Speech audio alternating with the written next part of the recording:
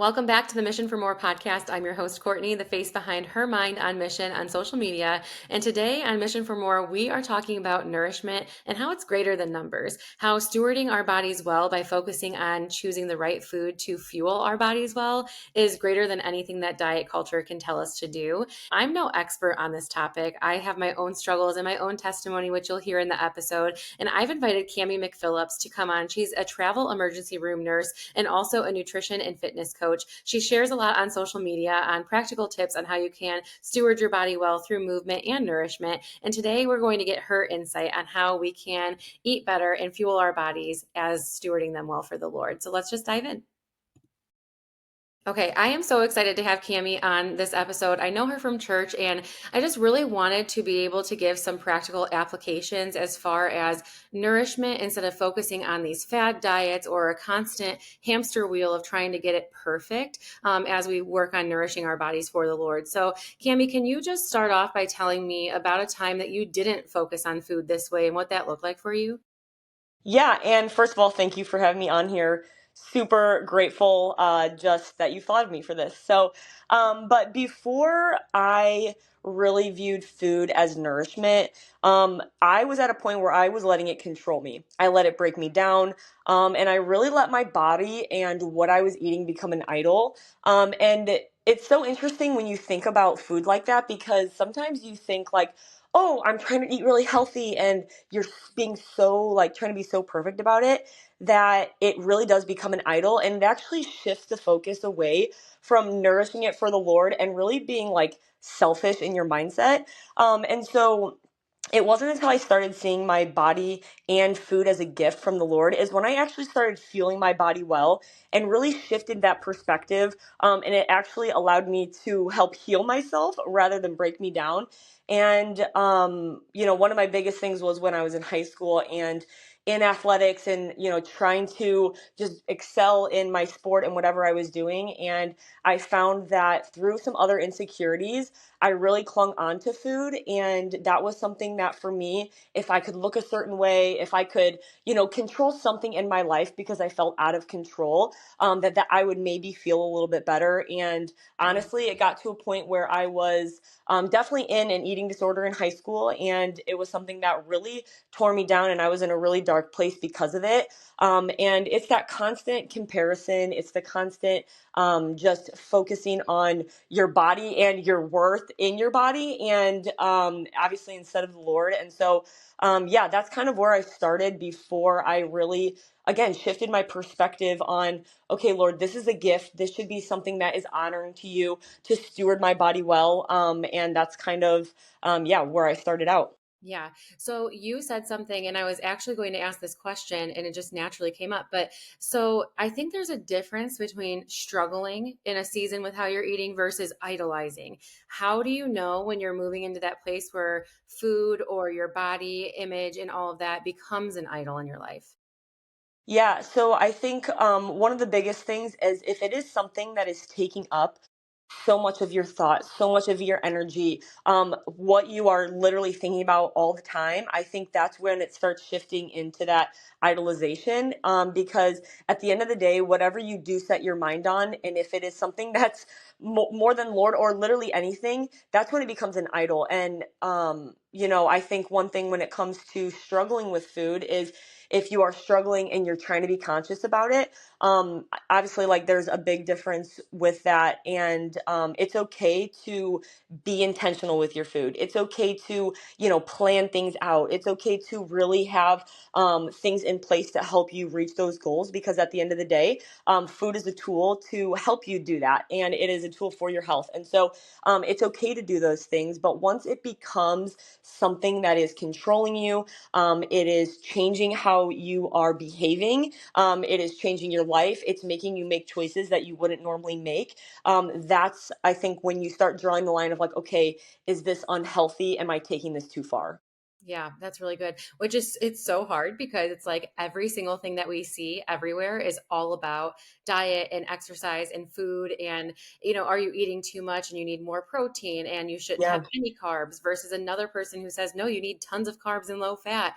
And so we're being fed funny, right? Fed Yeah. all of this information and it's so hard to sift through. And I think sometimes just even in the sifting, that's where it becomes an idol. And it's not ill meaning in the beginning. We're just trying to do better for ourselves. But when somebody doesn't know which direction to turn, it's like, man, this is all I can think about. I'm getting all this information. I don't know which way to go. What is actually right? And so talk to me a little bit about how you had that shift in your perspective and what that really looked like for you to recognize, okay, this is an idol and I need to move out of this place. Yeah. So, what kind of precipitated that was one big thing for me was I didn't have my period for like 7 years. Mm, And that for female hormones is absolutely horrible. But at the time you're like, oh, sweet, I don't have a period. right.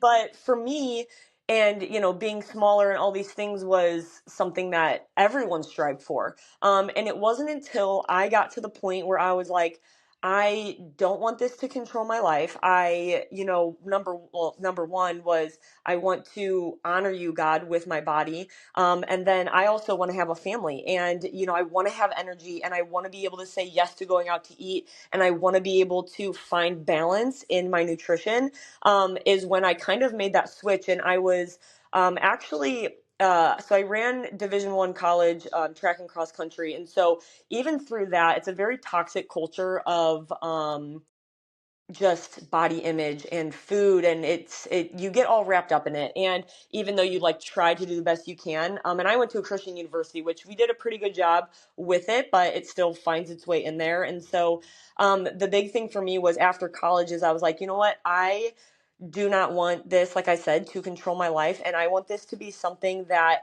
I have energy. My gut health was really struggling because, when I wouldn't say diet for so long, but when you do kind of all these extremes, your body gets thrown off. So I was like, I want to have energy. I don't want to be bloated all the time. I want to have, my skin look good because I was breaking out and just so many other things that I was like, okay, now is the time to really sit down, focus on myself, and really, do this for the long haul. Because at the end of the day, how you look is, that is going to flee. And how you are able to really take care of your health for the long term, for your family, for your friends, how you show up, and how you even show up for the gifts that God has given you. If you aren't taking care of yourself first, how can you show up to be the best that you can for those around you and to really serve? And so for me, that was kind of the turning point of like, wow, I've been really selfish in this area. And it's kind of now time to hand it over to God. And with that comes my insecurities, right? You have to dive into those things when it comes to your food, because when it comes to controlling your food, it's coming from somewhere, right? Yeah. You're trying to do something, you're trying to grasp onto something, and that's what the Lord's for. But we always tend to go to something else before we go to Him first. And so for me, it was okay. Let's take it, day by day. Let's start from the inside out and really just focus on, hey, God, my worth is in you. I know that. And I know my body's going to change. And that's okay. And so kind of really I just was diligent about it. And I was like, the time is now. Like, there's no other time than right now to really work on who I am and who the Lord created me to be. And that starts with my health. So, Yeah, that's so good. And it's funny because you shared, and not funny, but you shared about not having a cycle. And mine was the opposite because I lean the other way. I will restrict, restrict, restrict. And then I struggled with binge eating. And so it mm, just absolutely wrecked my metabolism. yeah. So my metabolism is very, very slow. I get over full very easily and have a lot of stomach issues because of that.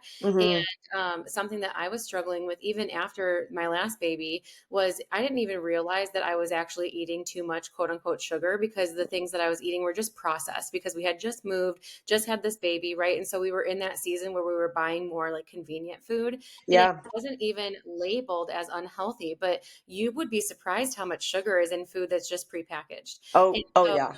we were eating a lot less natural food that we were used to. I mean, I was making sourdough in the old house. We had a garden and we just hadn't gotten that set up here yet. And so I was eating so much sugar. I was getting 2 cycles a month. My whole Wow. out of whack from the sugar and the processed food. And again, I didn't even realize it because I'm like, I'm eating egg whites in the morning. I'm Yeah. starting my day fine, but then for lunch, I'm eating like a packaged meal for lunch, and that it's just so much sodium, so much sugar that my body was like, wait, I need like real food. So Yeah. I think it can go the opposite end. I always try to give both perspectives because I know that people struggle in different ways with Absolutely. disorders and with how their body responds. But at the end of the day, it really is like, again, I'm not nourishing my body well. So, can you give some insight when we talk about nourishment and we go back to the Bible? Like, how are we supposed to be eating in line with a biblical view?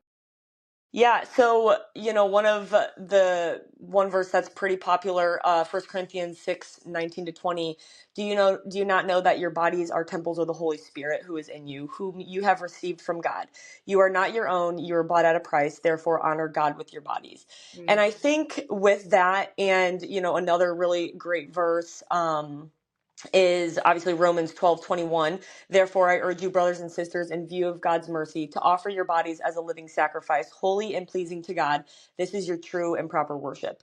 And mm, I think when it comes to, nourishing your body and what does that look like, it's going to look different for everybody. But I think at the end of the day, filling your plate and your body with things that are, I would always say whole foods first, right? Like, so making sure you are, getting in color, you're getting in protein, you're keeping it as, limited in process as possible. And of course, balance I think is so necessary because when you try to restrict and eat completely, like nothing but salads, that's also detrimental as well because then people get fear of foods and things like that. And so I think the biggest thing is learning to really take care of yourself from the inside out, right? Gut health, sleep, drinking your water, and then on top of that with your food, because those things are very small. They're like your micro things, but they make a really big difference in how your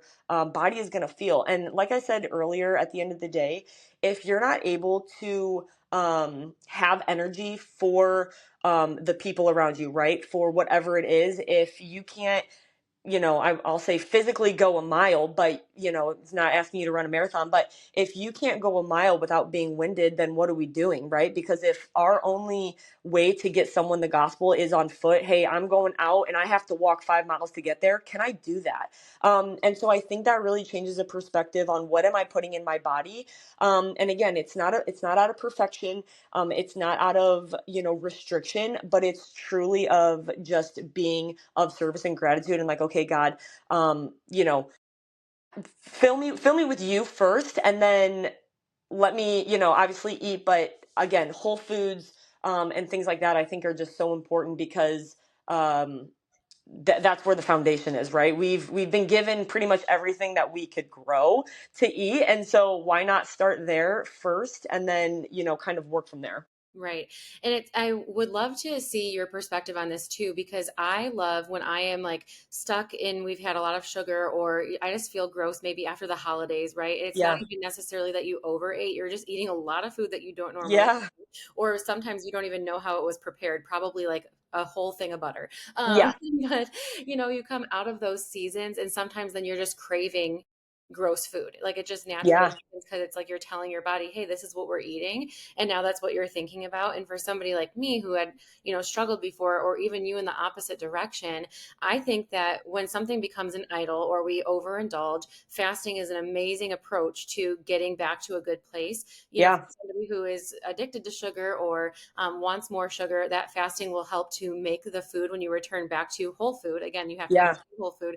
It will make it taste so much more rich. And you're so excited just to have that food that it's like, wow, I want this. And same thing for somebody who's just like feeling blah. It's a great reset for our body, but how do we not abuse fasting? You know what I'm saying? As a way yeah. of restriction, and how do we balance that? Yeah, I think fasting can be a really great way, like you said, to kind of reset. But what it does is, I think more than anything, it's you're removing distraction, right? You're Mhm. removing distraction and you are really just, you're able to sit with the Lord and there's clarity there. And I think that's the biggest thing. And so I think when it comes to fasting, not using it as, hey, I messed up today. I'm going to just fast tomorrow, like using it as an excuse. But hey, um, after the holidays, hey, let me get into a just a spiritual heart posture of God, okay, let me kind of just cleanse, like let me just get a little clarity. And it's not in like an unhealthy way, but you're just like you said, it's literally just a reset.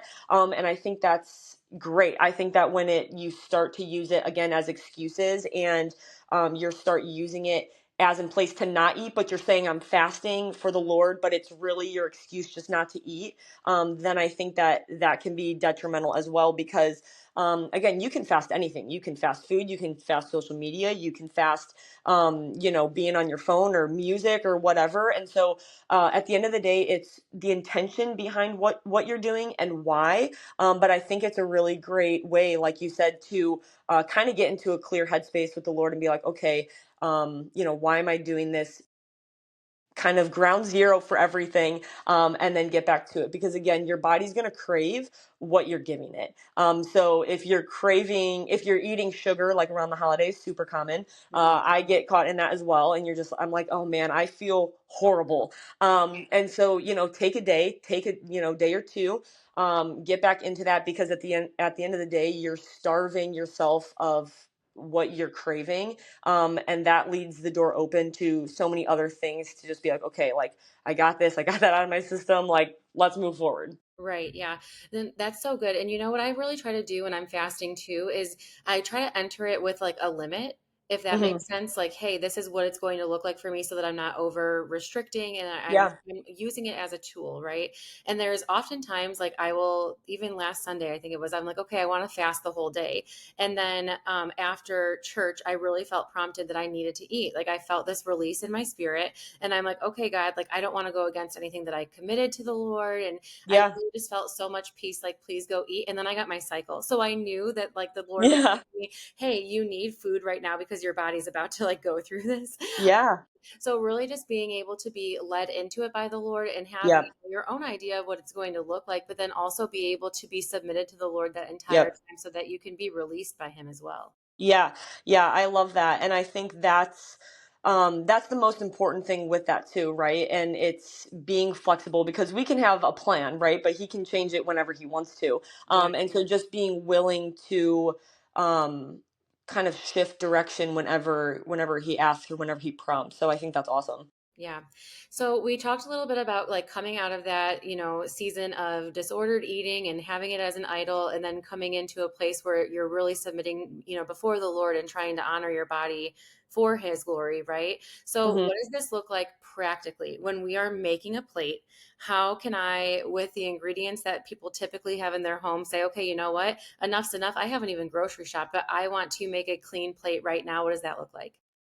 Yeah, so something that I do is, and I mentioned this earlier, is I always start, well, I didn't say this part, but when I go to make my plate, the first thing that I always do, let me choose a protein source. The Hmm. first thing, because most people are under eating protein, and protein is the basis for a lot of functions in your body. And most people, like I said, are under eating it. And so when you're under eating it, it can lead to so many other things and to so many other um, just feelings in your body, and all that. And so anyway, when I go to like make my plate, what I do is like, okay, protein source first, whether that's eggs, whether that's chicken, whether that's canned tuna, whether that's turkey, something like that, because number one, that's going to help keep you fuller for longer as well. And try to be something that's not fried, greasy, whatever. I mean, sometimes you just got to do the best that you can,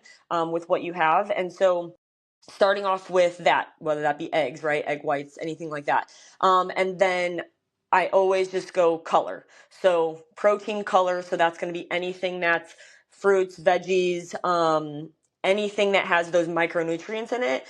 Then I go to carbs. So carb source.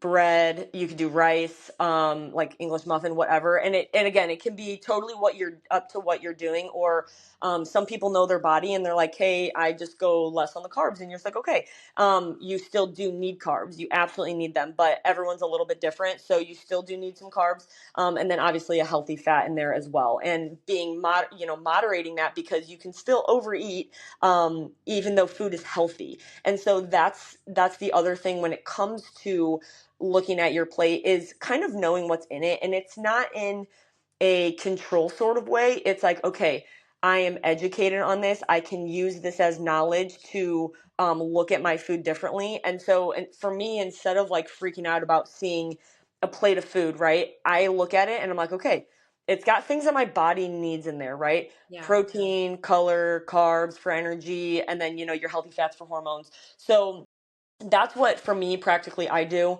And break it down into the three macronutrients: carbs, fats, protein, and then from there, color and stuff like that.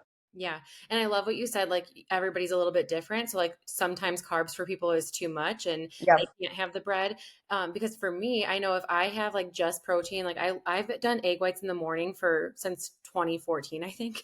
Yeah. Like it's just been my go-to. And Yeah. so if I ever do it and I don't have like a English muffin or some sort, like I can't just have berries, on the side to have some sort of other carb that's like a bread or something. Otherwise, I feel so nauseous for some reason. And it's Mm. like I've just realized my body needs that in the morning to get a Yep. kick start, right? But then if Yeah. I eat something like that for lunch, it's way too much for me. So Yeah. it's just really listening to our bodies. And something that I said before we even started recording was really just hitting home on something that you mentioned also when we're talking about the verses. But if we are filled with the Holy Spirit, then we can really be led by that same Holy Spirit on how to eat and nourish our bodies well and be in tune with him when we need to, hey, say no to sugar for a season, or we need to stop drinking coffee for a little bit, or hey, drinking soda has really been keeping us up at night, now we're not sleeping and I've been missing my time in the word. Whatever it is, the Yeah. Lord is going to reveal that as we submit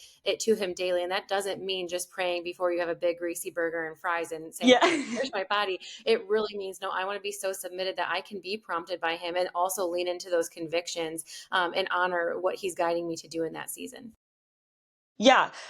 Yeah. So I think you really hit it on the head with that.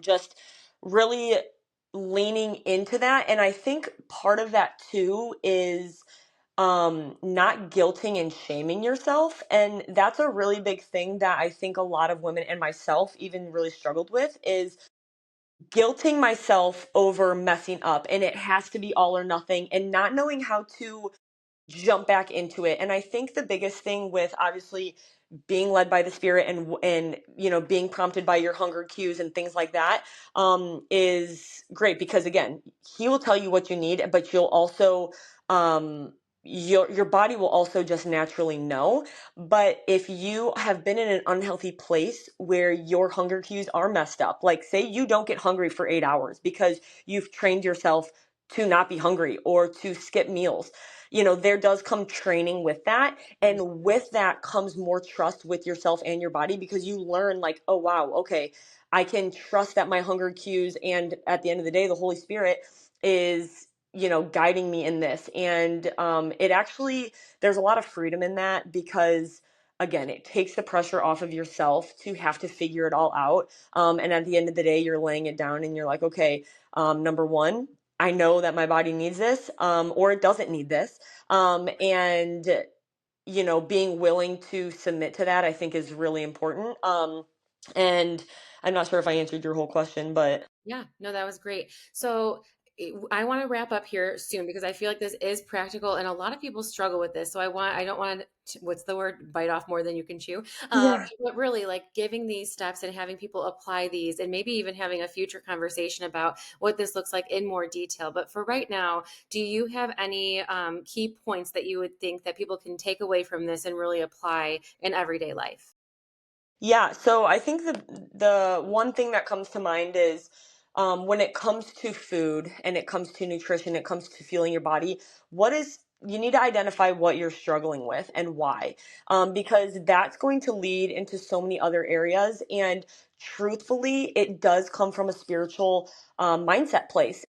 So really being able to identify, like, okay, why am I struggling with food this bad? Am I letting it control me?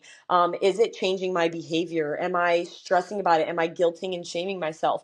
All of these are really big questions that before you even start to make changes in your food, you need to make a change in your heart. And so that is, I think, a super practical place to start with the mindset and your heart behind it. And then from there, starting with, hey, let's wake up every day and I'm going to eat a well nourished breakfast. And because most people aren't doing that, they're running on coffee, and that in and of itself is going to create a bunch of hormone issues. But not starting with coffee every day, eating a well balanced, high protein breakfast, and then, planning things throughout the day. Hey, I'm going to make time to sit down for lunch. And I think even with this too, when you look at your meals, instead of like, hey, I have to eat this, like I get to enjoy, like the Lord created us to enjoy things. Like Yeah. I can enjoy my food. And so it's not that you're looking forward to your meals as like, oh my gosh, I'm thinking about it all day, but planning them out. Hey, I'm going to sit down and I'm going to take a few minutes and I'm just going to have gratitude while I eat lunch and whatever that looks like. And then same thing for dinner. And I think when you again shift that mindset perspective, it makes it a lot easier, because it's, again, it removes you from the equation and puts the Lord on the pedestal where he should be, and it just makes it easier. And so again, starting with breakfast, and then making sure you're eating enough protein in your day. If you're not eating, I say around a gram of your body weight or your goal body weight, that's a really great place to start as well. Make sure you're drinking enough water in the day, because most people aren't doing that either. And trying to add in as many whole foods as possible, because again, it's so easy to on the go be like, oh, I'm just going to grab this, it's convenient, or this, and we don't realize how much that compounds in our body, and suddenly we're feeling sluggish, we're feeling tired, and we're just not feeling good. So that's kind of some practical places that I would start with mindset, just eating a well-nourished breakfast, setting yourself up well for the day, and then kind of moving forward from there. That's so good. I love that you mentioned the heart posture because again, we really need to go to the root. And I think the way that we do that is by awareness and accountability. And so just a plug for the 12 weeks of holy habits. If people are listening and are not already in that, please come and join. You can go to hermindonmission.com and get the download for that. Hop into the accountability group because if you are aware and you are being held accountable, I know that some people even commented throughout the last challenge, like as I'm writing down what I'm eating, I'm realizing on my bad days is when I have the ice cream. And so Hmm. we can recognize that emotional state is when we reach for certain things or, how we cope, maybe even restricting when we have a bad day, right? And so the only way that we can really become aware of that is when we make note of that. And I love all the practical tips that you gave. So as we wrap up, if people want to know more from you, learn from you, they can find you on Instagram, right? And it's at the underscore fit. And is it Ginge? Yes. Yeah, Ping because you're a redhead. Yeah. I love it. Yes. It's amazing. Thank you so much for being a part of this episode and just being a part of my launch of the podcast. I'm so excited and I hope that this blesses the people who have listened today. Yeah, thank you so much again for having me on. And obviously, hope whoever's hearing this, the Lord speaks to you in just the best way possible and through Courtney's podcast as well. So she's a blessing and happy to be on. Amen. Well, thank you so much. We'll see you guys in the next episode.